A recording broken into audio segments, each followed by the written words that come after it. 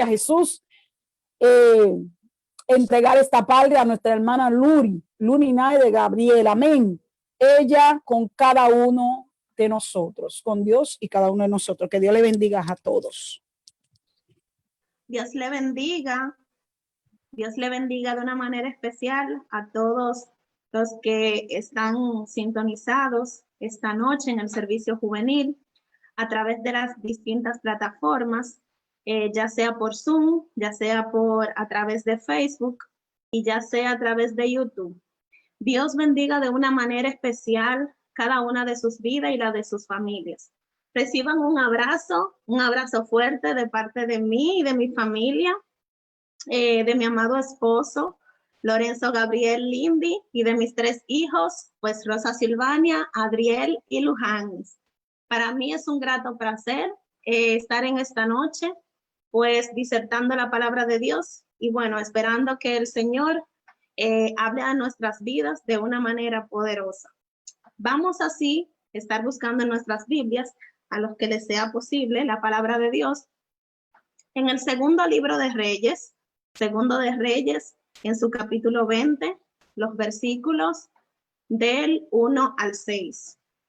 Segundo libro de Reyes, capítulo 20, en sus versículos del 1 al 6. La palabra de Dios será leída en el nombre del Padre, del Hijo y del Espíritu Santo. Amén. Y dice así: en aquellos días, Ezequías cayó enfermo de muerte. Y vino a él el profeta Isaías, hijo de Amós, y le dijo: Jehová dice así: ordena tu casa, porque morirás y no vivirás. Entonces él volvió su rostro a la pared y oró a Jehová y le dijo: te ruego, oh Jehová, te ruego que hagas memoria de que he andado delante de ti en verdad y con íntegro corazón, y que he hecho las cosas que te agradan. Y lloró Ezequías con gran lloro. Y antes que Isaías saliese hasta la mitad del patio, vino palabra de Jehová a Isaías diciendo: vuelve y di a Ezequías, príncipe de mi pueblo: así dice Jehová, el Dios de David, tu padre. Yo he oído tu oración y he visto tus lágrimas. He aquí que yo te sano. Al tercer día subirás a la casa de Jehová. Y añadiré a tus días 15 años, y te libraré a ti y a esta ciudad de mano del rey de Asiria, y ampararé esta ciudad por amor a mí mismo, y por amor a David, mi siervo. Dios añada bendición a su palabra. En esta noche le he puesto por tema a pequeña exhortación, a este pequeño mensaje evangelístico, le he puesto por tema el propósito detrás de su voluntad. El propósito detrás de su voluntad. Y primero quiero empezar definiendo lo que es la soberanía de Dios, que tiene que ver mucho con lo que es la voluntad de Dios. Y podemos decir que ser soberano es poseer un poder y una autoridad suprema, de manera que se está en completo control y se puede hacer lo que uno quiera. Su soberanía requiere que él sea absolutamente libre, lo que simplemente significa que él es libre para hacer lo que quiera en cualquier lugar y en cualquier tiempo, para el desarrollo de su propósito eterno, en cada ínfimo detalle, sin ninguna interferencia. Algo tan amplio como es la voluntad de Dios, que en muchas ocasiones para el hombre, para el ser humano, es tan difícil de comprender. La mayoría de los estudiosos bíblicos han tratado de definirlo o han tratado de conceptualizarlo para así poder ser objeto de estudio. Y esta voluntad de Dios, que es una sola, ellos la han ramificado en 3 voluntades. De una sola la han ramificado en 3. La primera es la voluntad permisiva, que es la voluntad en donde Dios deja que las cosas sucedan y no interviene. Un ejemplo de esto es cuando vemos que Dios permite que los hermanos de José pues lo vendan a Egipto, ¿verdad que sí? Y que él vaya como esclavo a Egipto, y luego Dios permite que José sea acusado injustamente por la esposa de Potifar de violación y por esto va a la cárcel. Claro, todos sabemos luego cómo concluyó la historia.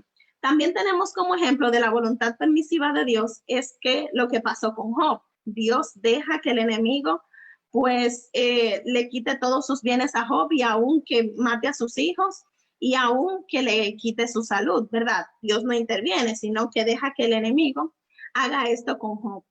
La segunda manifestación o expresión de su voluntad es lo que llaman la voluntad directa o la voluntad absoluta. Esta voluntad es donde Dios pues interviene para que las cosas sucedan o interviene para que las cosas no sucedan, o sea, para impedirla. Un ejemplo de esto es, por ejemplo, en Génesis 20, cuando hay una gran hambruna en donde está Abraham con Sara y ellos se ven obligados a emigrar a Egipto. Dice la Biblia que allá estaba Abimelech y que al Abraham decir que era su hermana, ¿verdad? Abimelech tomó y quiso tener intimidad con Sara, pero dice el capítulo 20 de Génesis en su versículo 6 que Dios le dice a Abimelech, luego que se le aparece en sueños, yo sé que con integridad de tu corazón has hecho esto y yo mismo te detuve de pecar contra mí y no permití que la tocases. Voluntad absoluta, le impidió que él hiciera algo que Abimelech tenía en su corazón hacer. El segundo ejemplo de voluntad absoluta o directa es, por ejemplo, cuando Balac le pide a Balaam que vaya a maldecir el pueblo de Israel y Balaam, por el amor que tenía al dinero, había decidido ir a maldecir al pueblo, pero dice la Biblia que Dios se le apareció y le dice de esta manera, le dice, óyeme, ¿por qué has golpeado a tu asna 3 veces? Le dice el ángel de Jehová. Fui yo que me la aparecí en el camino para que tú no fueras a maldecir a mi pueblo. Ahora bien, no te devuelvas. Ahora tú no vas a proferir palabra de maldición, sino que ahora vas a bendecir el pueblo que tú querías maldecir. La tercera manifestación de su voluntad es la voluntad pues deliberada o perfecta, es a lo que le llaman voluntad deliberada o perfecta, que es el deseo que Dios tiene de cómo las cosas deben de ser, lo ideal para Dios, cómo Dios desea que las cosas sean. Un ejemplo de esto es Primera de Timoteo 2, versículos 3 y 4, que dice que el deseo de Dios es que todos los hombres sean salvos y vengan al conocimiento de la verdad. También vemos otro ejemplo de esta voluntad, la voluntad deliberada o perfecta, que es cuando los apóstoles o discípulos están hablando con Jesús en el capítulo 19 de Mateo y le dicen a Jesús, oye, ¿cuál es la condición del hombre con su esposa? Y Jesús le dice, bueno, por tanto dejará a su padre, el hombre dejará a su padre y a su madre y se unirá a su mujer y ambos serán una sola carne. Entonces los discípulos le contestan, entonces, ¿por qué Moisés permitió que se diera la carta de divorcio? Jesús le responde, bueno, por la dureza de vuestro corazón, Moisés permitió que se diera la carta de divorcio, pero en el principio no era así.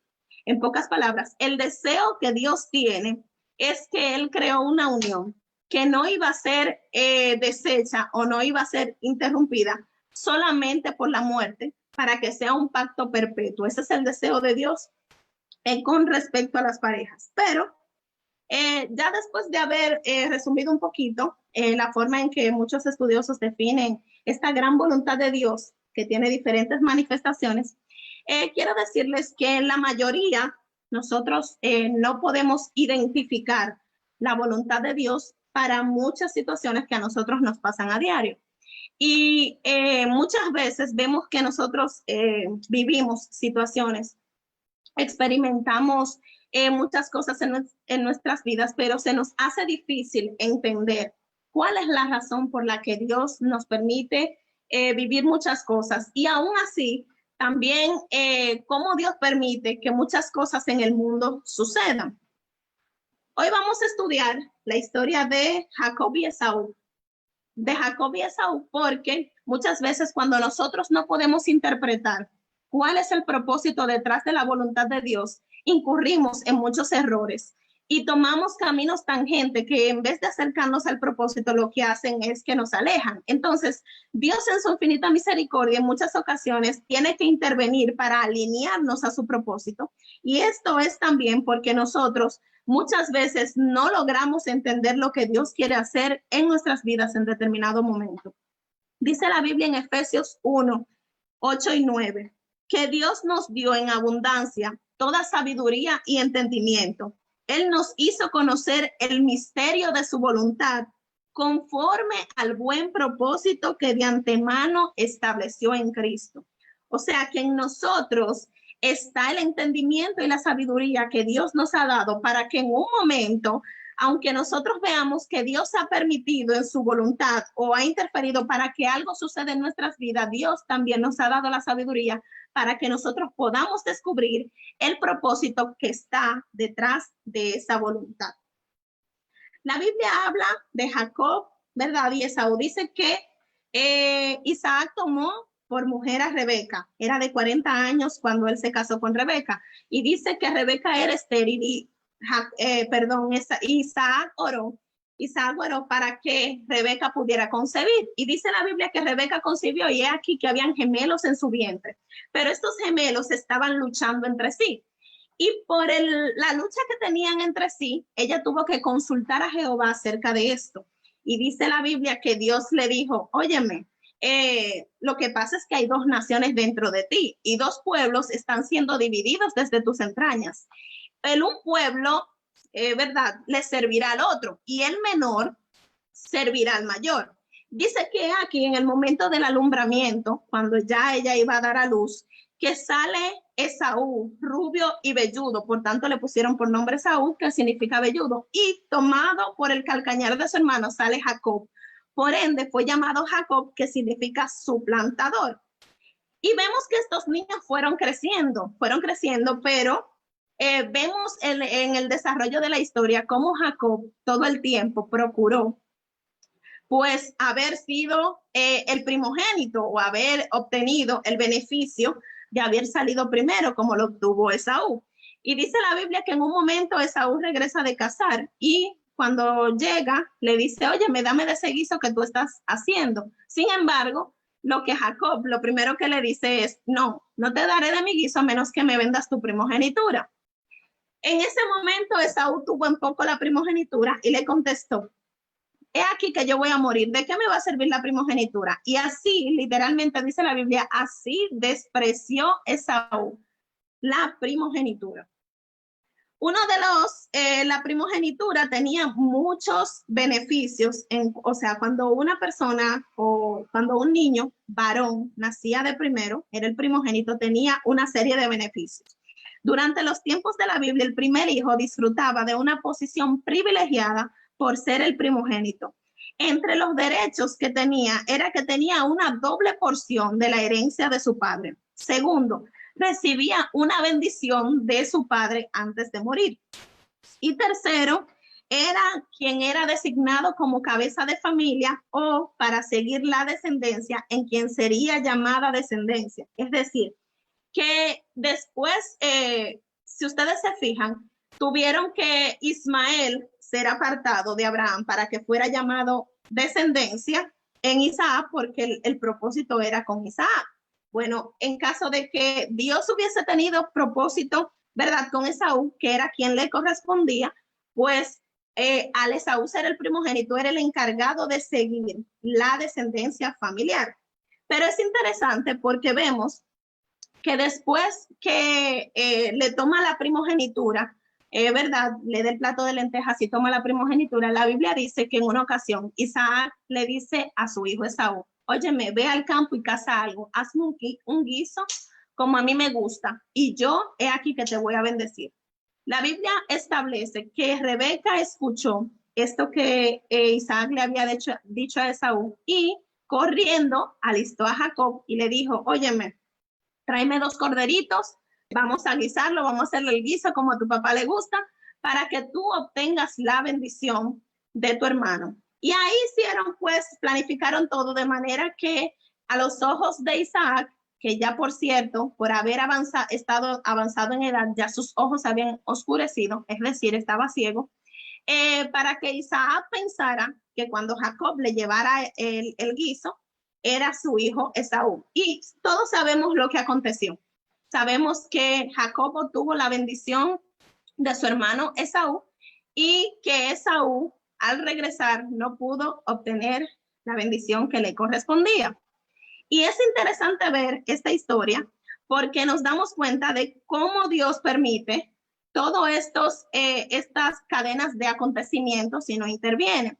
Sin embargo, todo el tiempo, Jacob pensó que su bendición la iba a obtener si hubiese sido el primogénito. Obtuvo la bendición que Jacob obtuvo la bendición que Isaac le dio y también obtuvo la primogenitura a base de manipulación, porque toda su vida él había querido suplantar a su hermano, había querido ser como su hermano.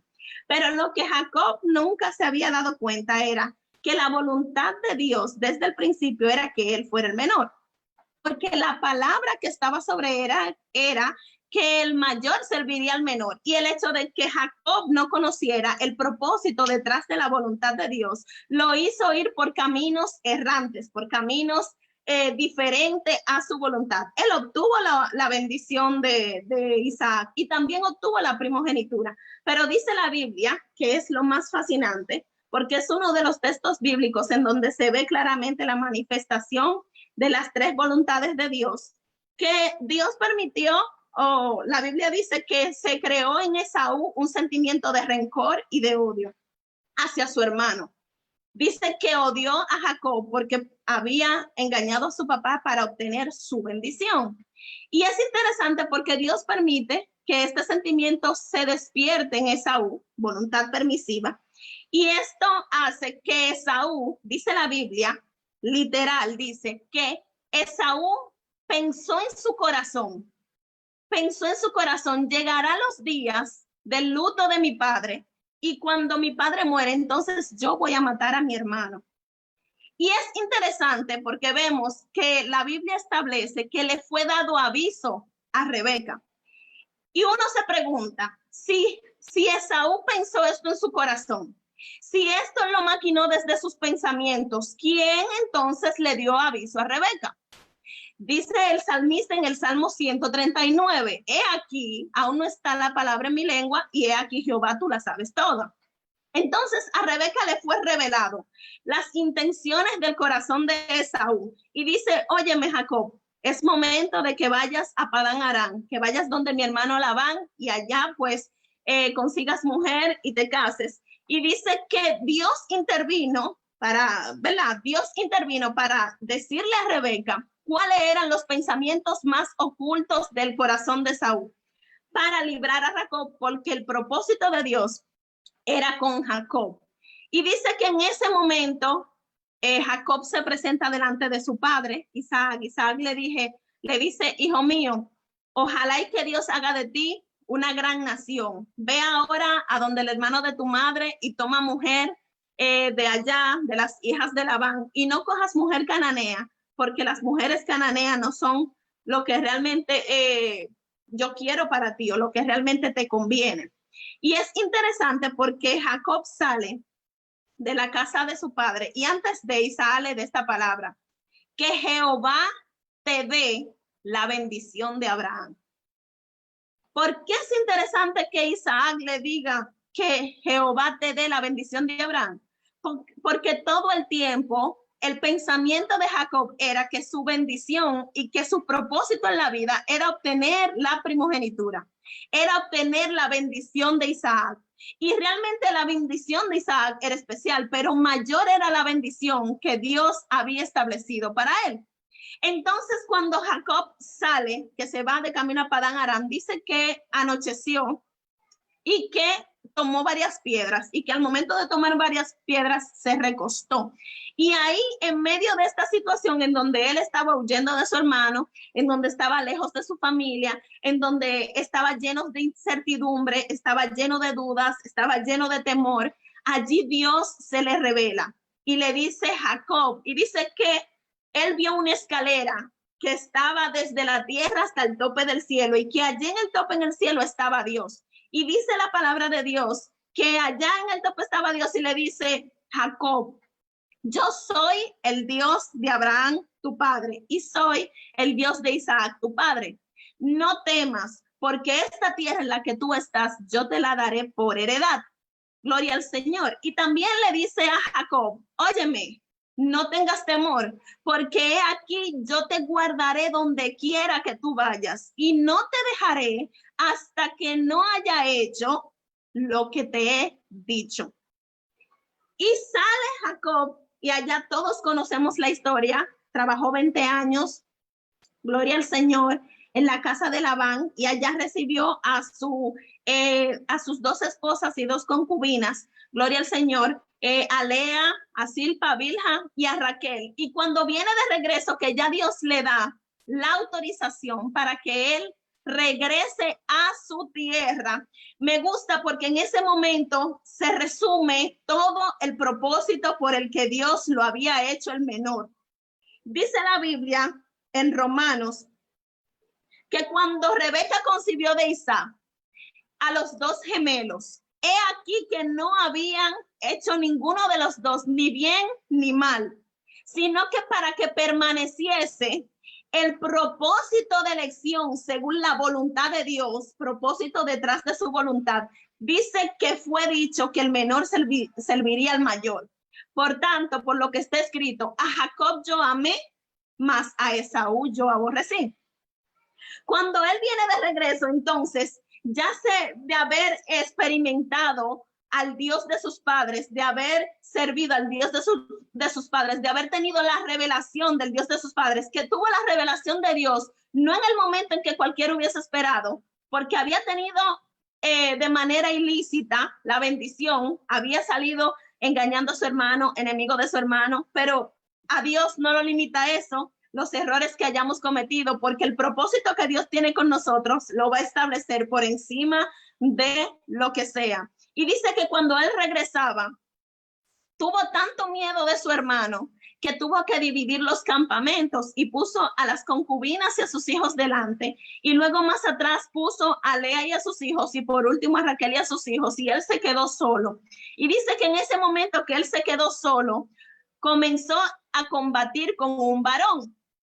Él había combatido en el vientre con su hermano Esaú, pero su hermano Esaú había salido como primogénito y él había salido menor porque la voluntad de Dios era que él fuera menor. Pero en este momento ahora iba a haber un cambio de identidad. Ahora ya Jacob estaba peleando con un varón y dice la Biblia que mientras él peleaba, el varón le dice, óyeme, ya raya el alba. Es momento de que tú me sueltes. Y Jacob le dice, no te soltaré si no me bendices. Y la palabra de Dios establece que el varón le descoyuntó un muslo, el encaje del muslo. Y aún así, Jacob seguía aferrado al varón de Dios. ¿Por qué? Porque en el momento, gloria al Señor, en que él estaba agarrado al calcañar de su hermano, fue Dios quien no permitió en su voluntad que él saliera primogénito porque el propósito era con Jacob. Pero en este momento, él no pudo vencer a su hermano para salir primogénito, pero en este momento estaba luchando con un ángel, estaba luchando con un varón de Dios y le dice, ¿cuál es tu nombre? Le dice, mi nombre es suplantador, mi nombre es Jacob. Y el ángel le dice, óyeme, ya tu nombre no será suplantador, ya tu nombre no será el que suplanta a tu hermano, el que está fuera de la visión, el que no ha entendido el propósito detrás de la voluntad de Dios, sino que ahora tu nombre va a ser el que ha luchado con Dios y con los hombres y has vencido. Qué bueno es cuando nosotros, gloria al Señor, entendemos cuál es el propósito detrás de la voluntad de Dios, porque cuando nosotros entendemos cuáles son los propósitos que Dios tiene para con nuestra vida, cuando vemos que la voluntad de Dios se manifiesta en nuestras vidas, aunque sea buena, aunque para nosotros sea mala, siempre para Dios es buena, agradable y perfecta. ¿Por qué? Porque su voluntad es la que alimenta el propósito o plan eterno que Él tiene para con nosotros. Y ese plan eterno que Él tiene para con nosotros hace que nosotros nos aferremos a Él a través de una promesa. La promesa, el menor servirá al mayor. ¿Qué hizo Jacob? Se desvió porque no había entendido el propósito hasta que entendió que siendo el menor era que Dios lo iba a bendecir. Gloria al Señor. Y cuando vemos, es majestuoso ver las sendas misteriosas por las que Dios se mueve, que muchas veces nosotros con nuestra mente humana no podemos comprender las cosas que Dios hace. Por ejemplo, donde nosotros leímos ¿verdad? En el libro de Segundo de Reyes, capítulo 20, versículo del 1 al 6, vemos que aparece este hombre, Ezequías, pero antes de, dice la Biblia, que Ezequías era de 25 años cuando comenzó a reinar. Y reinó 29 años en Jerusalén. Y que fue hijo de Amós, el antiguo rey, ¿verdad? Que estaba antes de él. Y su madre se llamó Abi. En Crónicas la llama Abías. Y es interesante porque dice que no hubo otro como él, otro rey como él, que se dedicara a hacer lo recto ante los ojos de Dios. Dice que Ezequías derribó todos los lugares altos. Dice que Ezequías quitó del templo todas las imágenes de acera. También destruyó a la serpiente de bronce llamada Neustan, que hasta esa fecha, los hijos de Israel le estaban quemando incienso. Y es interesante ver cómo Ezequías, a pesar de que su predecesor no fue un rey, o sea, su padre no fue un rey que hizo lo agradable delante de Dios, Ezequías sí, con todo su corazón, se entregó a Dios nuestro Padre. Y en el reinado, en el año 4 del reinado de Ezequías, nos damos cuenta de que el rey de Asiria, que era la potencia del momento, el rey de Asiria llamado Salmanasar, toma posesión de Israel, sitía la ciudad, el reino del norte, y dice que en el año 7 de Ezequías, pues Israel es destruida por este rey Salmanasar, y es llevada cautiva a muchas de las ciudades de los medos. Y vemos que todo el tiempo Ezequías tenía como este temor, por eso hizo alianzas con los faraones, con los reyes de Egipto, para poder hacer resistencia a si el rey de Asiria pues iba detrás de él. Luego viene el año 14 del reinado de Ezequías, y dice que en el año 14 del reinado de Ezequías, Senaquerib, rey de Asiria, ya no era Salmanasar, Senaquerib, pues decide tomar posesión o sitiar las ciudades de Judá. Y dice que la mayoría de las ciudades de Judá, a pesar de que Ezequías se había resistido a servirle, él tomó posesión de estas ciudades. Y cuando llegó a Laquis, entonces Senaquerib mandó a unos representantes para que indujeran al pueblo a rendirse, y hasta le ofreció 2,000 caballos si ellos ponían su jinete. Pero aún así el pueblo estaba confiado en el Señor. Ezequías había confiado en el Señor, en que Dios le daría la victoria. Luego de esto, al ver que Ezequías estaba resistiendo, Senaquerib manda cartas de amenaza en contra de Ezequías, y aún así blasfema todas las cosas en contra de Dios. ¿Cuál rey de las otras naciones ha librado a sus naciones de mi mano? Ustedes no se han dado cuenta que todas las naciones y todos los dioses han caído por debajo de mí. ¿Qué te hace pensar a ti, Ezequías, que en esta ocasión Dios te va a librar de mi mano?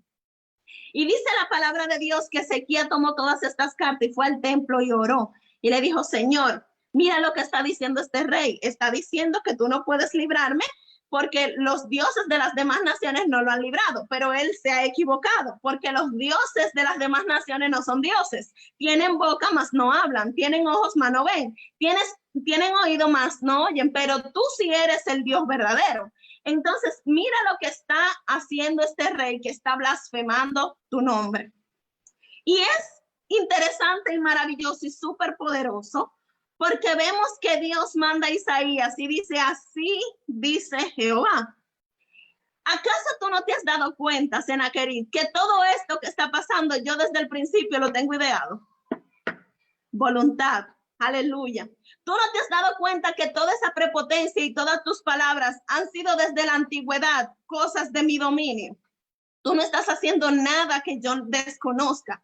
Y me gusta porque le dice que va a destruir al rey de Asiria, a Senaquerib, y que esto le será por señal a Ezequías. Dice: esto te será por señal, Ezequías.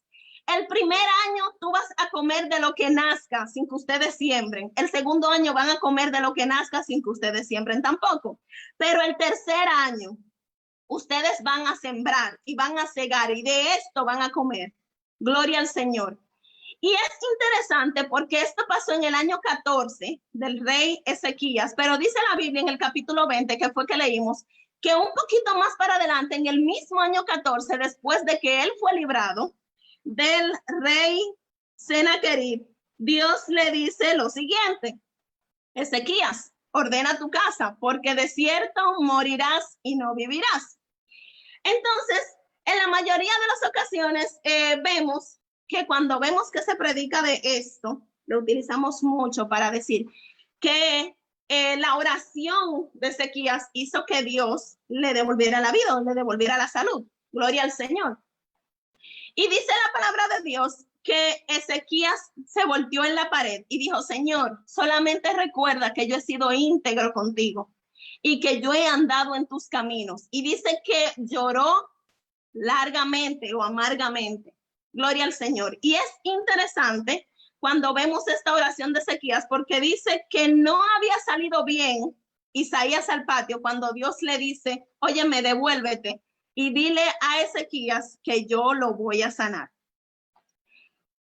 Y cuando nosotros vemos este juego de palabras, ordena tu casa, yo he decidido que tú mueras de esta enfermedad. Y luego dice que no había salido bien Isaías y ya Dios había cambiado de opinión. Muchas veces se toma esto como para decir que hay improvisación en Dios, que hay planes B, de que Dios a veces toma una decisión y luego se retracta. Y esto realmente no es así. El propósito por el cual, detrás de la voluntad por la que Dios le dijo: ordena tu casa porque de cierto morirás y no vivirás, no creo que haya sido el hecho de que Ezequías muriera. Yo no creo que Dios había determinado hacer morir Ezequías. ¿Cómo así, Luri? Pero Dios mismo es que dice que prepare su casa, que se lo va a llevar, o sea, que esté enfermo y que no va a vivir. Es verdad, Dios es que lo dice. Pero también vemos cuando Jesús le dice a sus discípulos: óyeme, la enfermedad para Lázaro no es de muerte. Y vemos que Lázaro duró 4 días muerto.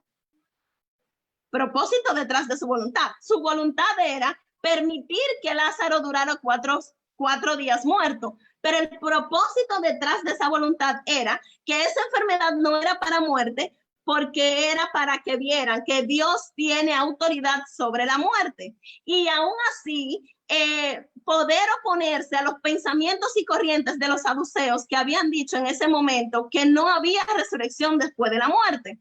O sea, que nosotros vemos este juego de palabras y vemos que Dios le dice a Ezequías: sí, es verdad, tú vas a morir, no vas a vivir. Y luego regresa a Isaías y le dice: dile que yo realmente lo sano y que lo voy a dejar. Voy a decirles por qué yo entiendo que el propósito de Dios no era que Ezequías muriera. Primero, Segunda de Reyes 19, del 29 al 31, dice la Biblia que cuando Dios mandó la palabra de Isaías para que hablara en contra de Sennacherib, le dijo, que ya lo dijo ahorita el versículo: y esto te daré por señal, oh Ezequías, este año comeréis de lo que crezca de la tierra solo. El segundo año comerán de lo que crezca de la tierra y el tercer año comerán de lo que ustedes siembren y de lo que ustedes cosechen. ¿Para quién iba a ser la señal?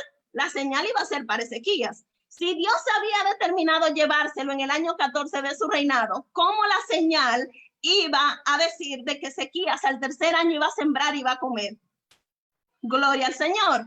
Entonces, la segunda es que el sucesor al trono de Ezequías no había nacido. Dice la Biblia que durmió Ezequías con sus padres y su hijo Manasés reinó en su lugar, y dice que era de 12 años cuando comenzó a reinar. Esto hace saber, gloria al Señor, que el sucesor que Dios había establecido desde la fundación del mundo que iba a suceder a Ezequías no había nacido. Por tanto, este rey nació dentro de los 15 años que Dios le extendió a Ezequías de vida. Tercero, dice la Biblia, cuando el reino fue dividido, Roboam y Jeroboam, que Jeroboam hizo claudicar a Israel y levantó becerros y todo eso, que Dios le envía el profeta joven. Dice la Biblia, Primera de Reyes, capítulo 13, versículo 2, Aquel clamó contra el altar, o sea, el profeta joven, por palabra de Jehová y dijo, altar, altar, así ha dicho Jehová. He aquí que a la casa de David nacerá un hijo llamado Josías, el cual sacrificará sobre ti a los sacerdotes de los lugares altos que queman sobre ti incienso y sobre ti quemarán huesos de hombres. Y ustedes saben quién era Josías. Josías era el nieto de Manasés, el niño que no había nacido, hijo de Ezequías, cuando Dios le dijo, prepara tu casa porque de cierto morirás y no vivirás. Lo que le estoy diciendo es que muchas veces el hecho de que nuestra mente limitada no permita que nosotros entendamos el propósito detrás de la voluntad hace que muchas de las cosas que nos suceden nosotros tengamos temor del futuro, tengamos temor del incierto, tengamos ansiedad, que no sepamos cómo siguen las cosas. Pero en esta noche vengo a decirte que el propósito detrás de la voluntad de Dios está siendo alimentado por una promesa. Y esta promesa que Dios ha hecho a nuestras vidas va a ser cumplida. Hay algo que Dios te ha prometido y tú no lo has visto, pues Dios lo va a cumplir, porque así como lo hizo con Jacob, que le dijo que no te dejaré hasta que yo no haya hecho lo que te he dicho, y así como el pueblo de Israel entró y recibió todos los galardones, gloria al Señor, que Dios le había prometido en la tierra prometida, que dice que no faltó ni una sola de las promesas que Dios le hizo que no fueran cumplidas. Así también nosotros vamos a tener y a obtener las promesas que Dios nos ha hecho. Independientemente de cómo estén los tiempos, independientemente de cómo fluyan los tiempos y veamos que las cosas se complican y veamos que no vemos salida y veamos que estamos acorralados, en medio de el mar rojo, Dios hará un camino, porque su propósito es que nosotros crucemos al otro lado. No importa si Dios permita que las cosas sucedan, no importa si Él va a hacer que las cosas sucedan. Lo que sí yo tengo por cierto es que Dios cumplirá su propósito en nosotros, independientemente de lo que nuestros ojos estén viendo en la actualidad. ¿Por qué entonces Dios le dice a Ezequías que se lo va a llevar y que ordene su casa y que se prepare porque se lo va a llevar, ¿verdad? Porque va a morir. Bueno, dice la palabra de Dios. Dios le dice lo siguiente a Ezequías. Dice, regresa Isaías y dile a Ezequías lo siguiente. Primero, cuando Dios le dice a Ezequías, le dice, ordena tu casa. Ordena tu casa puede tener muchas interpretaciones, ¿verdad? Puede ser ordena tu vida, puede ser ordena tus pensamientos. Lo cierto es que Ezequías era un hombre que durante todo su reinado, desde que él comenzó a reinar, siempre se vio amenazado por el rey de Asiria. El rey de Asiria estaba destruyendo la mayoría de las naciones que estaban alrededor de él. Y dice la Biblia que él tuvo que hacer alianzas humanas para poder sentir seguridad al momento de que éste intentara invadir su territorio. Pero Ezequías acababa de vivir una victoria extremadamente poderosa, porque la Biblia establece que ni siquiera él tuvo que pelear con el rey de Asiria, sino que el mismo Dios envió a su ángel y mató a 185,000 hombres del ejército asirio. Y luego hizo caer a Sennacherib a filo de espada por su hijo, Esaradón. Y dice que después Esaradón tomó el lugar de su padre Sennacherib y reinó en lugar de su padre en el reino de Asiria. Y aún así, Ezequías tenía toda su confianza en las alianzas humanas. La palabra de Dios en Crónicas dice que cuando los reyes de Babilonia fueron a visitarlo porque supieron que él estaba enfermo, Ezequías le mostró todos los tesoros de su casa y del palacio y todos los tesoros de la casa de Jehová, de manera que quería, por así decir, llenarle los ojos o quería hallar gracia en los ojos de ellos para así hacer alianza con el naciente imperio babilónico para así tener más defensa en contra de Asiria. Era natural, o sea, Sennacherib Dios lo había librado, pero había un rey naciente que era el hijo de Sennacherib. Y dice la Biblia que Dios le da la siguiente palabra a Ezequías a través del profeta Isaías. Yo extenderé tus días 15 años. Es lo primero que le dice. Y dice, ¿verdad?, que extenderá sus días 15 años. Una manera de darle seguridad a Ezequías. Óyeme, yo soy el dador de la vida. Yo decido cuándo dar vida y cuándo quitarla. Tú estás temeroso porque ahora se está levantando otro rey de Asiria que posiblemente tenga deseos de invadir este territorio, pero no tengas miedo de lo que te vaya a hacer el rey de Asiria. No tengas miedo de las amenazas, no tengas miedo de las enfermedades, porque yo he establecido que tú vas a vivir 15 años y dentro de esos 15 años tú puedes enfermarte. Dentro de esos 15 años a ti te pueden amenazar. De esos 15 años puede pasarte lo que sea, y como yo he establecido que tú vivirás 15 años, tú no vas a vivir un día menos.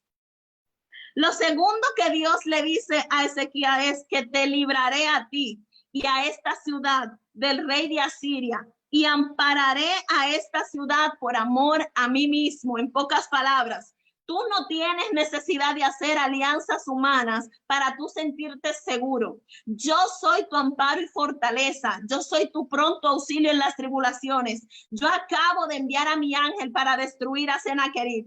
¿Cuál es el miedo que tú tienes de que se levante otro rey? Yo soy tu guardador. Tú no necesitas otro guardador que no sea Jehová, Dios de los ejércitos. Pero aún así, la palabra de Dios dice en el libro de Crónicas, capítulo 32, que Ezequías no correspondió a esta oportunidad que Dios le había dado, sino que se enalteció en su corazón. Y cuando fueron los reyes de Babilonia, se ensanchó en hacer alianzas humanas con ellos para sentir seguridad. Pero a Dios no le agradó esto. Y dice que Dios permitió que los representantes de Babilonia fueran delante de Ezequías para dejar a demostrar y sacar a relucir los sentimientos que tenía Ezequías de confiar en el hombre en vez de Jehová. Y dice que le mandó a Isaías y le dice que lo que tú has hecho no me ha agradado. Por tanto, aquí vienen días en donde tus hijos van a ser eunucos en el palacio del rey de Babilonia, y todos ustedes van a ser esparcidos, hablando del cautiverio de Judá. Gloria al Señor. Esto nos da un ejemplo de cómo nosotros, gloria al Señor, podemos darnos cuenta de que muchas veces cuando no entendemos el propósito detrás de la voluntad de Dios, tomamos muchas decisiones equivocadas. Es normal, somos humanos y muchas cosas en nosotros causan ansiedad. Por ejemplo, nosotros nos damos cuenta en este tiempo que vemos que todo se ha salido de control, que las cifras de contagio por coronavirus se han duplicado. Vemos que han habido muchos decesos por la misma causa. Y aún así, vemos que toda esta situación a veces parece como que Dios está dormido, pero no es así. Dios está enteramente en control. Dios es un Dios tan majestuoso que permite las cosas por un propósito determinado. Ahora, ¿cuál es nuestro deber? Nuestro deber es aprovechar, saber cuál es la razón por la que Dios permite muchas cosas y jugar nuestro rol. ¿Cuál es nuestro rol? Nosotros sabemos por su palabra qué es lo que Dios quiere que nosotros hagamos. Si quizás antes no teníamos tiempo de orar, ahora tenemos tiempo de más. Quizás antes no teníamos tiempo de escudriñar, ahora tenemos tiempo de más. Y vemos una serie de ventajas que hemos obtenido. Antes nos reuníamos en la iglesia, pero ahora donde quiera que hay un celular, hay una iglesia abierta que está siendo transmitido el mensaje. De aquí nos escuchan en Rusia, de Rusia escuchan en Colombia y así sucesivamente. Entonces, a veces no entendemos cuál es la voluntad de Dios, pero nosotros debemos de seguir encaminados hacia el propósito que está detrás de esa voluntad. En medio de los tiempos, a veces no es fácil mantener la paz, mantener la serenidad, mantener la confianza, mantener la duda. Nosotros vemos realmente que por la fe muchos fueron librados, como dice en Hebreos 11, pero también por la fe muchos murieron a causa del evangelio. Y eso nos crea una atmósfera de incertidumbre y de ansiedad que a veces nosotros no sabemos qué es lo que viene en el porvenir. Pero en esta noche quiero decirte que Jesús decía lo siguiente. Jesús dice: la paz os dejo, mi paz os doy. Yo no la doy como el mundo la da. No se turbe vuestro corazón ni tenga miedo. Juan 14:27. ¿Por qué? Porque el mundo da una paz que es efímera y está condicionada. ¿Condicionada qué? Por ejemplo, yo puedo decir, bueno, como tengo trabajo, yo tengo paz porque sé que mis hijos no pasarán hambre. ¿Verdad que sí? Pero la paz que recibimos de Dios no es efímera, es permanente y no está condicionada a los tiempos, sino condicionada a la fe en una promesa. Por ejemplo, no importa que yo pierda el trabajo, yo sé que mis hijos no pasarán hambre porque Jehová es mi proveedor y no he visto justo desamparado ni su descendencia que mendigue pan. Entonces, por eso en Efesios 5:17 dice, mirad pues con diligencia cómo andéis, no como necios, sino como sabios, aprovechando bien el tiempo porque los días son malos. Por tanto, no seáis insensatos, sino entendidos de cuál sea la voluntad del Señor, porque cuando nosotros intentamos saber o entender la voluntad de Dios, no tomamos atajo, no tomamos tangente, sino que seguimos firme caminando hacia el propósito. Dice la Biblia que a los que aman a Dios, todas las cosas nos ayudan a bien y aún así vemos que Jesús nos ha prometido que aunque nosotros en el mundo tendremos aflicción, nosotros debemos confiar porque Él ha vencido al mundo. Así que si en esta noche tú tenías tu corazón pues ansioso, temeroso de qué puede pasar, estás lleno de miedo, Dios te dice recibe paz. Porque si tengo que arrancarte de las manos de la muerte para cumplir mi propósito en ti, yo lo voy a hacer.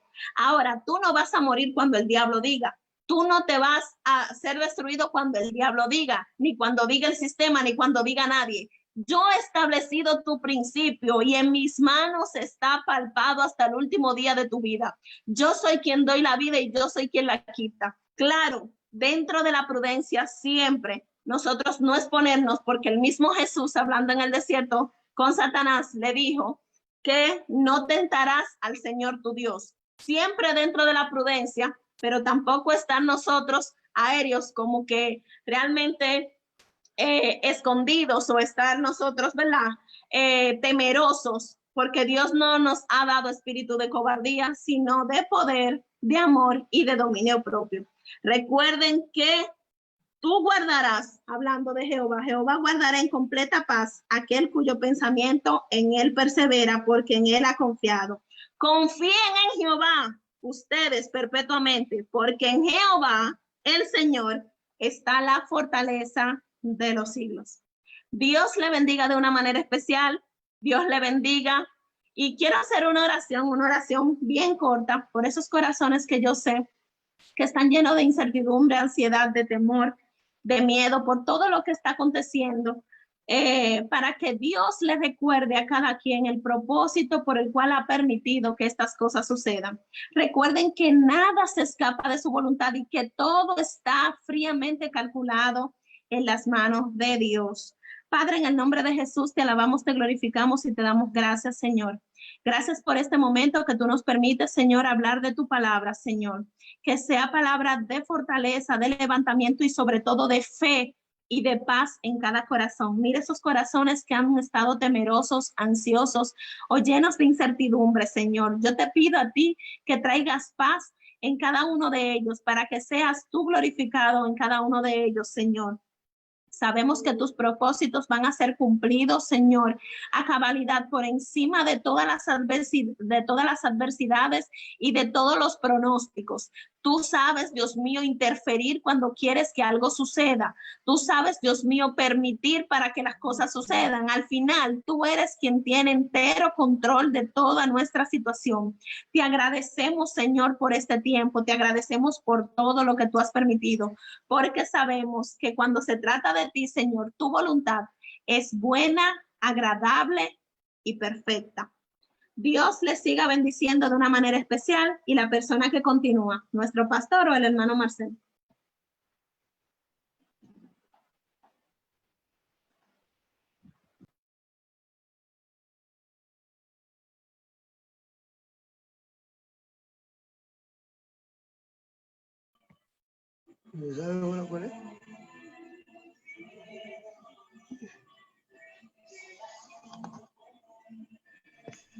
Adelante, Pastor Dotel.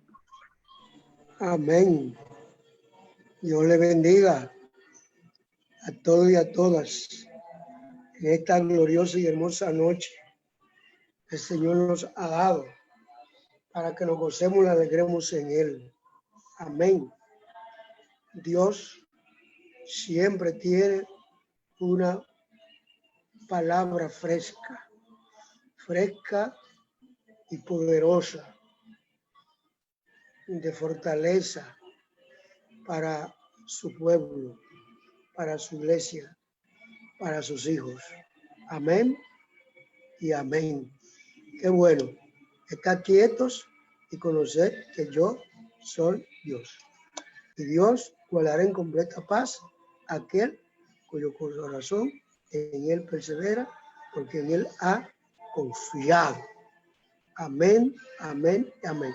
Y Dios cumplirá su propósito en nosotros. No importa cuál sea la circunstancia, ya sea negativa o positiva, Dios va a cumplir su propósito en ti y en mí, hermano que me escucha. Joven, adelante. Ni un paso atrás, ni para tomar impulso. Amén. Hemos recibido una palabra poderosa del Señor a través de su sierva, Luri. Amén, amén, amén. Que Dios me la bendiga mucho, me la guarde, me la proteja y la siga usando para gloria de su nombre, edificación de su iglesia y salvación en los perdidos. Gloria al Señor. Bien, le recordamos a todos los que están conectados que mañana es domingo y todos los que están inscritos para participar en ambos cultos, de las 9 de la mañana, el primer grupo, y el segundo culto a las 11 de la mañana. Amén. Vaya con una actitud de adorar y alabar a Dios, sin temor, sin miedo, como decía la palabra en esta noche.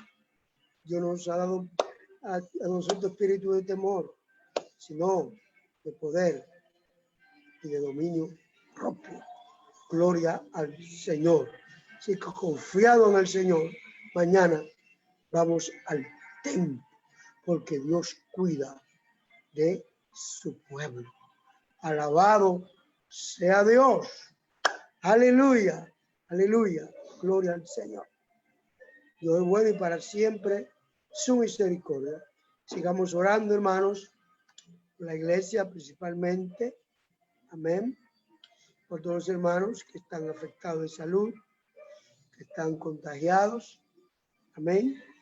Nosotros somos una iglesia numerosa y para la gloria de Dios. Y estamos dispersos, distribuidos, trabajando en actividades y realmente estamos expuestos. Lo cuidamos lo más que podamos, el Señor también nos cuida, pero siempre, hermanos, vamos a usar la prudencia, en toda la prudencia. Amén. Dios cuida a nosotros, pero debemos también ser nosotros prudentes. Amén. Siempre con su mascarilla. No se la mascarilla en la barbilla. No se la quite nunca. Úsela en toda parte donde esté. Úsela, porque esto es invisible. Y usted tiene que ver a todo el mundo como que todo el mundo tiene el COVID. Como que todo el mundo lo tiene. Amén. Gloria al Señor. Así que vamos a Dios cuida de nosotros, pero también debemos ser prudentes y obedientes a Dios y a las autoridades que Él ha establecido. Gloria al Señor. Que Dios os bendiga, Dios os guarde. Amén. Les recordamos que estamos programando una vigilia, media vigilia, para el viernes 24 de este mes de julio. Esperamos que todos los hermanos, jóvenes, damas, caballeros, todos estén preparándose, programándose para esa media vigilia el viernes 24 de este mes. Estará ministrando la palabra el Moreno del Fuego, José Heredia. Amén. Así que ya le estaremos informando la hora de inicio, a las 9 o a las 10, pero programémonos para esa fecha. Y que todos participemos, va a ser por Zoom y por Facebook, por esas dos plataformas. Por tanto, creo que toda la iglesia tiene la oportunidad de conectarse. Amén, amén y amén. Aleluya, gloria al Señor. Vamos a orar despidiendo el culto desde nuestros hogares. Padre amado, Dios de amor y de misericordia. Gracias, Señor, porque sabemos que tú, oh Dios, cuida de nosotros, así como tú cuidas, oh Dios, también de las aves, Padre Celestial. Padre, no importa las circunstancias, no importa cómo esté el mundo en este momento, nosotros estamos confiados en tu palabra, confiados en tus promesas, que son muchas, Padre Celestial, agarrado y sostenido de ellas, Padre Celestial. Por tanto, todo temor, toda ansiedad, toda preocupación, Señor, no debe estar en nuestras vidas, Padre Celestial, porque tú has prometido en tu palabra que estará con nosotros hasta el fin del mundo.